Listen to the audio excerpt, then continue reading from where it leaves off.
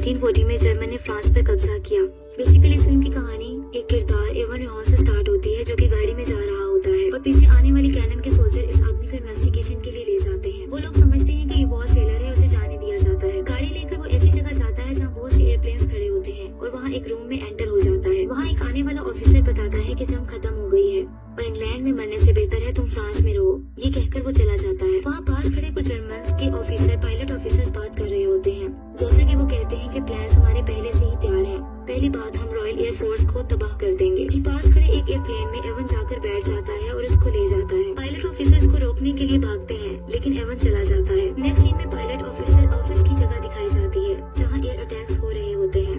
इस तरह ये स्क्वाड्रन 3 और 3 के पॉलिश पायलट्स होते हैं जो कि रॉयल एयरफोर्स को ज्वाइन करते हैं और इस तरह फॉरेन स्काइज के लिए जंग लड़ रहे होते हैं। एवन के पहुंचने पर इसके साथी इसको बताते हैं कि हमने जंग को जारी रखा जब तक तुम वहाँ रहे।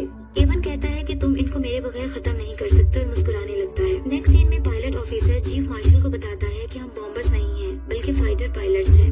हमने बहुत से जर्मन को पोलैंड में शॉट डाउन किया है और ये स्किल आपकी रॉयल एयरफोर्स का तजर्बा है। इस पर मार्शल इसको थोड़ी इंस्ट्रक्शन करता है जिस पर वो यस सर कहकर चला जाता है। इसी तरह नेक्स्ट सीन में दिखाया जाता है कि एक क्राफ्ट टीम का पायलट एयरक्राफ्ट में बैठा होता है और एक लेडी की पिक को देख रहा होता है और फिर फ्लाइट लेता है। अपने फ्लाइट के साथ वो मुसलसल इंस्ट्रक्शनल पॉइंट ऑफ व्यू से कांटेक्ट में रहता है। एयरक्राफ्ट से मुसलसल फायरिंग की जाती है और वो अपने ऑपोजिट एयरक्राफ्ट को बहादुरी से गिरा देता है। अब एक ऑफिस दिखाया जाता है जहाँ 2 ऑफिसर्स बैठे होते हैं जिनमें से एक का नाम मिलो होता है।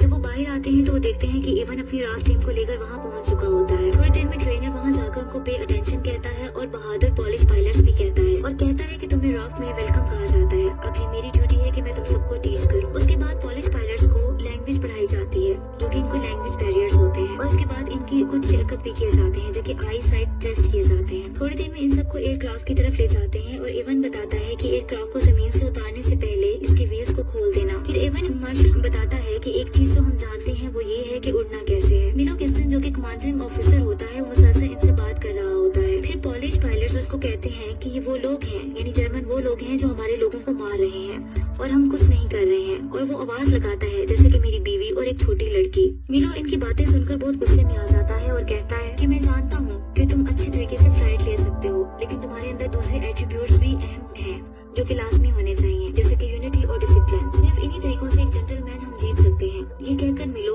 ऑफिस में चला जाता है और अंदर जाने के बाद अपने बड़े ऑफिसर को बताता है कि इनके कुछ इश्यूज आ रहे हैं जैसे कि एरोगेंस, इररिस्पांसिबिलिटी, डिसिप्लिन इश्यूज आ रहे हैं। इस पर वो ऑफिसर कहता है कि तुम कमांडर हो जिसको तुम्हें मैंने हर रिस्पांसिबिलिटी दे दी है, इसलिए तुम्हारे तमाम ऑपरेशन में तुम पर छोड़ रहा हूँ और मैं तुम पर रिलाई करता हूँ और तुम रिस्पांसिबल होगे। फिर वो बाहर आता है और वो आकर इवन से पूछता है कि कोई प्रॉब्लम तो नहीं है। उस पर इवन बताता है कि वही मसले हैं जैसे स्पीड और वर्किंग इन रिवर्स। वो सब देखते हैं कि एयरक्राफ्ट बुरी तरीके से लैंड होता है और वो भागते हुए एयरक्राफ्ट की तरफ जाते हैं। वो देखते हैं कि एयरक्राफ्ट मिट्टी से भर जाता है जबकि इसमें से निकलने वाला पायलट कहता है कि ये सब व्हील्स की वजह से हुआ। एक्चुअली यहाँ ये दिखता है कि ये सब एयर वार जर्मन्स के अगेंस्ट प्रैक्टिस कर रहे होते हैं जो कि इन्होंने वहाँ वार करनी होती है। जबकि दूसरी तरफ जर्मन्स को दिखाया जाता है जो कि पायलट ऑफिसर्स होते हैं और वो ये कहते हैं कि रॉयल एयरफोर्स की लास्ट 2 वीक से अपनी ताकत खो रही है और हम इस एयरफील्ड्स में उतर रहे हैं जहाँ अभी हम बॉम्ब गिरा रहे हैं और वो अपने आप को विक्टर्स कहते हैं। इस तरह वो हवा में उड़ने वाले एयरक्राफ्ट को देखते रहते हैं। जबकि दूसरी तरफ दिखाया जाता है कि मिलो अपने पॉलिश पायलट्स को इंस्ट्रक्शन दे रहा होता है और इसी तरह जो लेडीज पायलट्स हैं वो लोकेशन को आइडेंटिफाई कर रही होती हैं।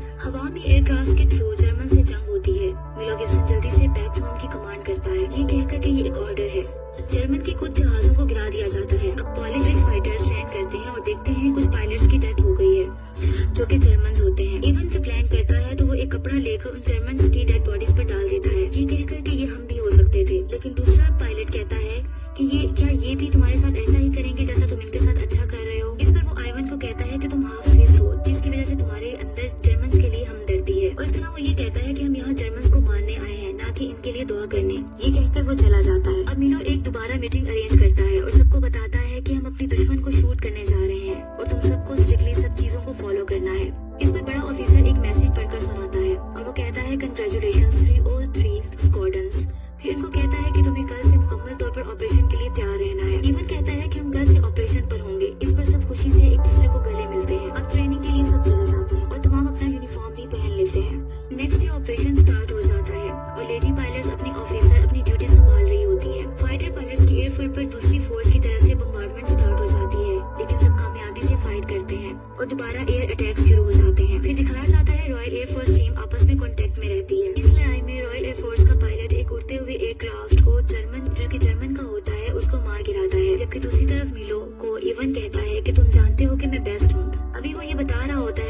का दोस्त आ जाता है, जिसे लेकर वो रॉयल एयरफोर्स टीम की तरफ ले जाता है और कहता है कि देखो कौन आया है। सब उसे खुशी से गले मिलते हैं और इस तरह एवन बाहर आता है तो इसे एयरक्राफ्ट के मुतालिक एक आदमी के थ्रू बताया जाता है। वो आदमी से बताता है कि एरोप्लेन में गन कैमरास को इंस्टॉल कर दिया गया है और ये आपका ही आइडिया था।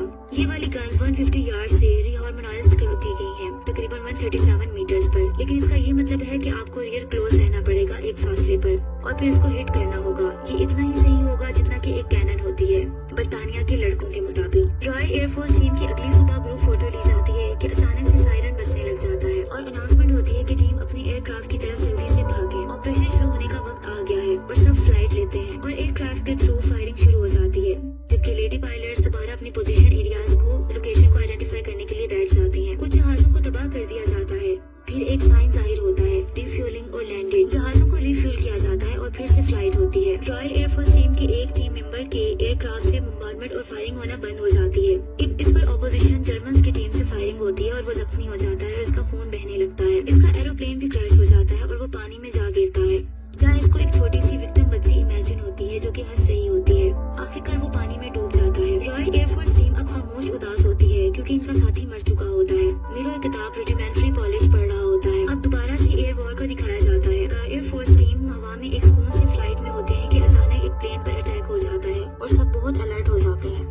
एवन की एयरक्राफ्ट पर आग लग जाती है, लेकिन वो सक्सेसफुली एयर बैलून की हेल्प से नीचे उतर आता है, जबकि दूसरा टीम मेंबर उसके जिस्म पर आग लग जाती है और वो जख्मी हो जाता है। नेक्स्ट सीन में पायलट पॉलिश फाइटर्स की पार्टी दिखाई जाती है, जहाँ चीफ मार्शल सबसे एड्रेस करता है और कहता है कि मैं इस इवनिंग के होस्टेस से आपको इंट्रोड्यूस करवाना चाहता हूँ। वो एक लेडी को बुलाता है जो कि आकर सबसे बात करती है और वो ये कहती है कि इवनिंग पायलट्स ब्रेव सोल्जर्स के लिए है, जो कि पायलट ऑफिसर्स के लिए है, जिन्होंने इंग्लैंड के स्काइज में हमारे लिए लड़ाई लड़ी। उसके बाद एवन गुस्से में आ जाता है और बोलता है कि तुम हमारे ही शहरों में बॉम्ब गिरा रहे हो और शूट कर रहे हो और हमारा ही शिकार कर रहे हो। हम यहाँ शैंपियन पी रहे हैं और अपने शहरों पर बॉम्ब गिरा रहे हैं। दे आर बुचरिंग अस, और हमें शूट किया जा रहा है और फांसी दिए जा रहे हैं। इसके बाद वो ऐसी बातें करता रहता है जबकि मिलो आके इसको चुप करवाता है। अब मिलो कुछ देर में इस रूम में आता है जहाँ जख्मी पायलट्स होते हैं। इनमें से एक का चेहरा भी जला हुआ होता है। वो इसे कहता है कि रिमार्केबल मैन हमेशा ग्रो करता है, तुम्हें इस पर फख्र करना चाहिए। कि दूसरी तरफ एक और पॉलिश पायलट को दिखाया जाता है जो कि कैंडल सिलाई बैठा होता है और वो बहुत ही सैड होते हैं क्योंकि उनके साथी मर गए होते हैं। इवन उसको आकर कहता है कि तुम यहाँ क्या कर रहे हो। तो फिर वो मैंने एयरक्राफ्ट में उन्हीं लोगों को देखना शुरू कर दिया था, वो तुम्हारी और मेरी तरह लोग थे। इस पर इवन कहता है कि इन प्लेन्स में लोग नहीं थे, लेकिन सिर्फ जर्मन्स थे, वो जर्मन्स जिन्होंने हमारे साथ बुरा किया था। मेरी बात सुनो, तुम्हें इन चीजों से गुजरना है, तुम अभी भी जिंदा हो, तुम सांस ले रहे हो एक जंग में, ये सबसे अहम चीज है। वो एक्चुअली इवन उसकी हौसला अफजाई को इनकरेज करता है। अब मिलो सब पायलट के साथ मीटिंग करता है और सब फ्लाइट ऑपरेशन पर चले जाते हैं। दूसरी एयर वॉर दोबारा शुरू हो जाती है और बहुत से जहाजों को तबाह कर दिया जाता है। अब एक रॉयल एयरफोर्स टीम के पायलट को कुछ मेमोरी जहन में आती है, जैसा कि एक बूढ़े आदमी को फायरिंग से मार दिया जाता है। अभी वो ये सोच रहा होता है कि इस पर फायरिंग हो जाती है। दूसरी तरफ एवन बहुत परेशान हो जाता है क्योंकि ये सब देख रहा होता है और गुस्से में आकर ऑपोजिशन जर्मन्स के जहाज को गिरा देता है। जर्मन्स के साथ फाइट मुसलसल होती रहती है। अब पॉलिश पायलट्स के 2 बचे हुए एयरक्राफ्ट नजर आते हैं, जिसमें से एक का इंजन रुकने से वो क्रैश हो जाता है। अब सिर्फ एवन होता है, एवन पर फायरिंग शुरू हो जाती है। अब सिर्फ एवन बचता है जो कि ओनली सर्वाइवर होता है। पायलट लेडीज देखती हैं कि ऑपरेशन की क्या सिचुएशन है और इनकी आंखों में आंसू आ जाते हैं। अब एवन अपने एयरक्राफ्ट में जो कि जमीन पर गिरा होता है वो जख्मी हालत में जिंदा निकलता है और पास खड़े एक एयरक्राफ्ट की तरफ जाता है और देखता है कि इसके पार्टनर की डेथ हो गई है। वो शदीद गुस्से और गम में होता है। इस तरह स्क्वाड्रन लीडर बाकी फाइटर पायलट से कहता है ये बहुत एक्सेप्शनल वर्क था और बहुत ज्यादा हम फख्र महसूस करते हैं, लेकिन जो इन्होंने काम किया और जारी रखा ये अजीम शुक्रगुजारी के मुस्तहिक है। ये कहकर वो ऑफिसर्स चले जाते हैं। नेक्स्ट सीन में 1946 का टाइम दिखाया जाता है जो कि लंदन इंग्लैंड में दिखाया जाता है। इवन जहाज उड़ते हुए जहाजों को देख रहा होता है और ये भी दिखाया जाता है कि वो शायद 3 दिन में मुल्क छोड़कर शायद अमेरिका चला जाएगा। आखिर में ये बताया जाता है कि स्क्वाड्रन 303 बरतानिया में सबसे ज्यादा स्कोर्स करने वाले फाइटर थे और 145 पॉलिश पायलट्स जिन्होंने बरतानिया की जंग में हिस्सा लिया, इन्होंने 203 तैयारों को गिरा दिया और रॉयल एयरफोर्स